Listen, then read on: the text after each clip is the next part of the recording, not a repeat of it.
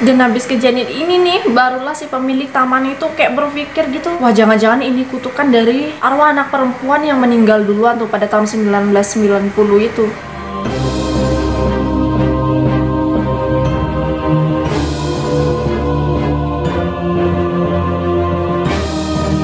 Hai, welcome back to my YouTube channel dan thank you buat kalian yang sudah klik video ini. Nah, siapa sih di sini yang nggak suka ke taman bermain gitu kan? Mulai dari anak-anak, remaja, sampai dewasa, emak-emak tuh banyak juga kok yang suka ke taman bermain. Ya walaupun nggak ngikut-ngikut naik wahana gitu ya, takut encok. Tapi setidaknya kalau ke taman bermain itu mereka pasti suka kan? Ya sambil cari hiburan. Dan selain karena wahananya, taman bermain atau taman hiburan ini juga terkenal akan berbagai macam makanan. Dan juga kalau malam-malam tuh gemerlap lampu yang warna-warni itu, keren banget kan, seneng banget gitu ya waktu bocah-bocah tuh. Dan karena keceriaan itu bisa menghilangkan stres juga, makanya taman bermain ini juga disenangi oleh semua kalangan. Tapi tidak untuk taman bermain yang satu ini, yang mana taman ini dijuluki sebagai taman bermain kematian. Jauh dari kata keramaian, kesenangan, dan juga gemerlap lampu yang berwarna-warni, taman ini justru memberikan kesan yang mengerikan dan juga memiliki kisah masa lalu yang sangat memilukan. Nah, biar kalian gak pada penasaran juga, sekarang aku akan menjelaskan kisah di balik keangkeran dari Okpoland. Let's get started. Oke, jadi Okpoland ini merupakan sebuah taman bermain yang berlokasi di Pulau George, Korea Selatan yang dibangun pada tahun 1980-an. Jadi dulunya taman bermain ini sangat ramai dikunjungi dan juga seperti magnet yang ada di tengah kota, dimana taman ini dengan gampangnya menarik para pengunjung. Bahkan dulunya dikenal sebagai taman hiburan terpopuler di Asia. Selain itu, taman ini juga dikenal dengan atraksi roller coaster yang bertemakan bebek atau yang mereka sebut dengan duck train. Nah, tapi lama-kelamaan taman bermain yang dulunya menjadi sorotan ini berangsur-angsur berubah menjadi sebuah tempat yang sangat mengerikan. Berbagai peristiwa tragis pun tiba-tiba terjadi di tempat ini. Serangkaian kecelakaan, aduh ya ampun aku merinding. Lanjut nggak ya? Lanjut aja deh.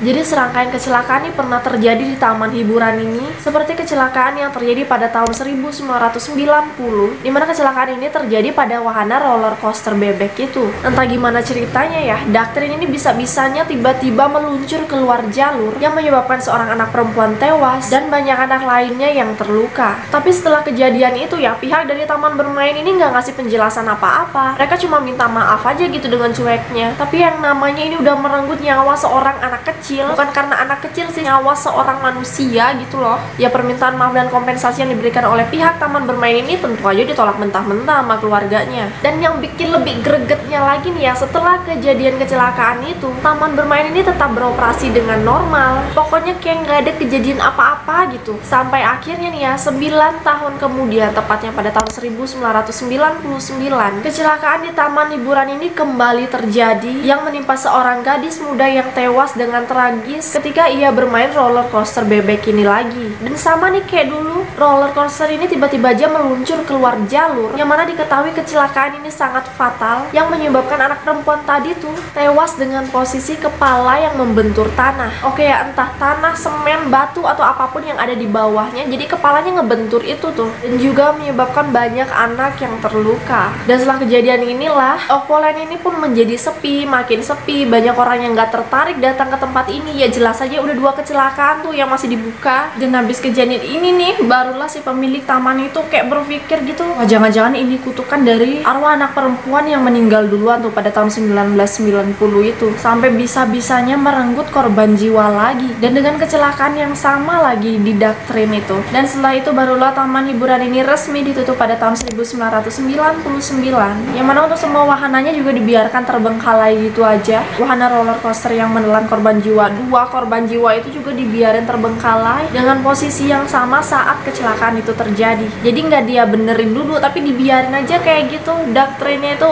keluar jalur, yang mana pemandangan yang mengerikan ini seolah-olah memperingati tragedi tragis yang terjadi di taman hiburan yang dulunya sangat populer di Asia. Dan seiring berjalannya waktu, makin banyak juga nih cerita-cerita aneh-aneh yang beredar di kalangan masyarakat, yang mana orang-orang di sana juga menganggap bahwa tempat ini merupakan rumah bagi para makhluk halus. Dan ada juga masyarakat setempat yang bersaksi bahwa mereka melihat anak-anak yang sedang bermain di tempat ini pada malam hari. Dan masih ada juga banyak kejadian ganjil lainnya. Dan jangankan malam hari nih, Kalau udah namanya tempat angker, horor, apalagi ada kejadian yang sampai merenggut korban jiwa gini, kayaknya siang hari aja udah suasananya bakal beda. Dan sampai-sampainya nih ada orang yang penasaran, yaitu seorang traveler yang datang ke tempat ini, memberanikan diri gitu datang ke sini sendirian, dimana dia mengatakan bahwa tempat ini berada di perbukitan yang ditumbuhi oleh semak belukar. Dan di sana juga dia ngelihat masih ada banyak sampah plastik, yang mana dia menganggap kalau masih ada orang yang sering datang ke sana. Dan dia juga bersaksi bahwa suasananya di sana memang sangat mencekam, dimana dia ada di sana tuh seorang diri, tapi yang merasa seolah-olah ada yang menemani perjalanannya. Ya ampun, ini merinding lagi, serius. Mohon maaf nih ya, cuma numpang membahas doang, nggak ada maksud apa-apa.